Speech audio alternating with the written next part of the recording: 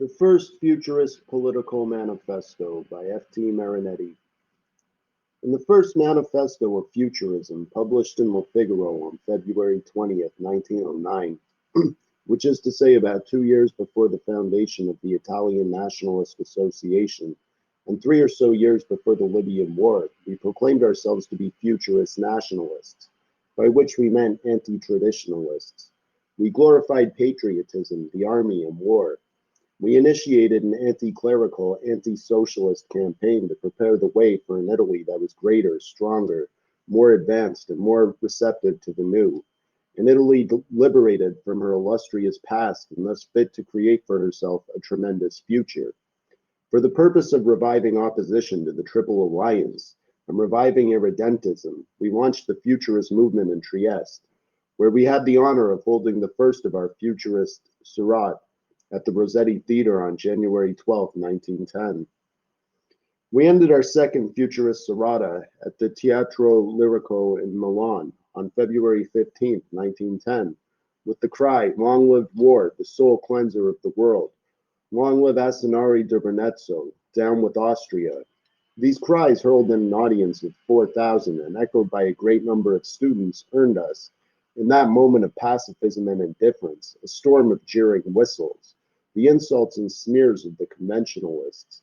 But we had already released the following manifesto throughout the whole of Italy. Futurist voters, we futurists whose sole political program is one of national pride, energy, and expansion, denounce before the whole country the irrevocable shame which a possible clerical victory would bring upon us. We futurists call on all the talented young people of Italy to engage in a struggle to the bitter end against candidates who have any truck with the traditionalists and with the priests. We futurists want a national representation which, freed from mummies and from every sort of pacifist cowardice, will be ready to extricate us from any snare and to respond to any offense whatsoever. The Futurists. This manifesto was published with the title Elettori Futuristi as a small flyer and a large poster during the general elections on March 7th and 14th, 1909. It also appeared as Manifesto Politico dei Futuristi in La Democrazia, Lecce, on March 13th, 1909. The text translated here follows Guerra sola e Gian del Mondo, 1915. Our Common Enemies by F.T. Marinetti. We Futurists, who are we? A close-knit group of minds and hands decidedly in revolt, but with our feet on the ground. No fraternity has ever before gathered together like natural aristocracies and democracies in such a determined logical manner. Don't be shocked by the seeming contradictions of the written word.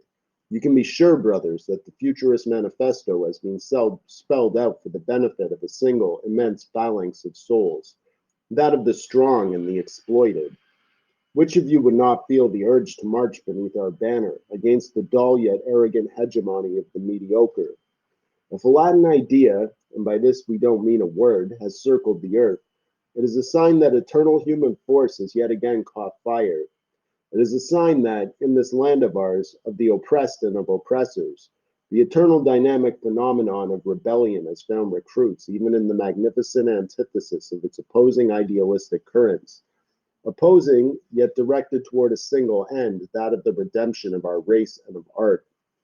In the glorious obscurity of your multiple labors, you live by the brightest ray of faith, and by that same token renew yourselves to carry out daily your physical tasks.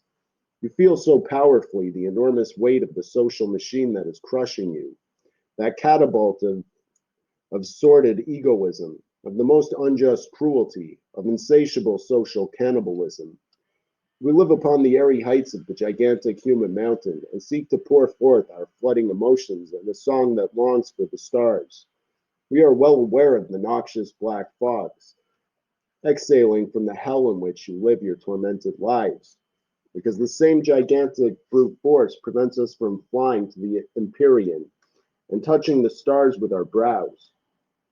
We feel and we think with you, and our song, just for one moment, forgets its impossible paradises, to fall into the rhythm of that infernal reality. Brothers, we are but a single army that has lost its way in the dark wood of the universe, as we journey from its summits to its very depths.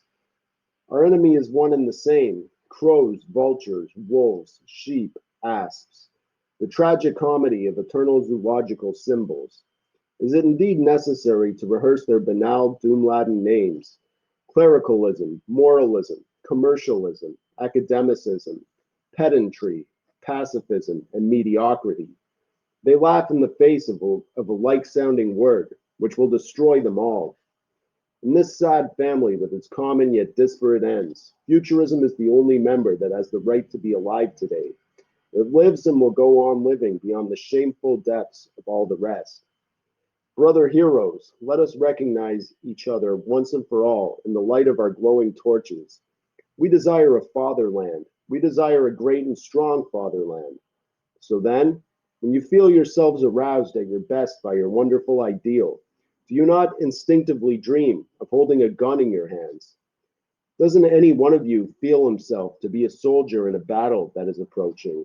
Can you really be sure that your offspring will not one day condemn you for having raised them by ignoring, by scorning the greatest of all aesthetics, that of frenzied battalions armed to the teeth? I am telling you that war, any war at all, is made with guns, and that all of our enemies are at the gates, that every kind of zeal is needed, that all forms of heroism compel us in these hours of immense psychological upheaval and our desperate wait for war. We are all unsettled and maybe even fearful cowards. We have to convert the great hatred we have accrued into a great love, into great heroism. If rivers of blood run healthily through this dumbfounded, anemic world, we shall be the first archangels of health. Never forget it. The opposite wings of politics and literature, beating with frantic intensity, will yet again sweep away the smoke-filled skies of human sacrifice. Trade unionists all, whether of manual labor or of the intellect, of life and of art, destroyers and creators together, realistic or idealistic anarchists, heroes of all strengths and of all beauties, let us go forward dancing, propelled by the same superhuman intoxication, towards the common apotheosis of the future. This essay was published in the anarcho-syndicalist journal La Demolizione, March 16, 1910.